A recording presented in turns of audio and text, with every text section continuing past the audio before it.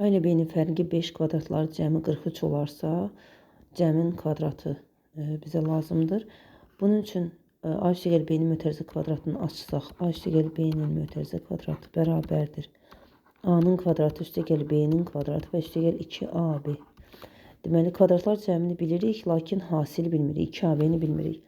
2AB-ni A ilə B-nin fərqinin kvadratı yüksəldərək tapa bilərik. A - B-nin mötərizə kvadratı bərabər olacaq A kvadrat + B kvadrat çıxılsın 2AB.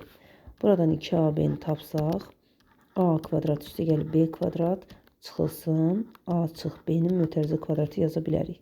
Yəni 43-dən çıxarıq 5-in kvadratını. Bu da bizə 2AB-ni verər.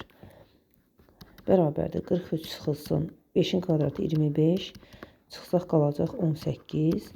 Gətirək birinci misalda yerinə yazaq. A + B-nin mötərizə kvadratı bərabərdir A kvadrat + B kvadrat + 2AB da bərabərdir 43 üstə gəlinsin 18, bu da olar 61.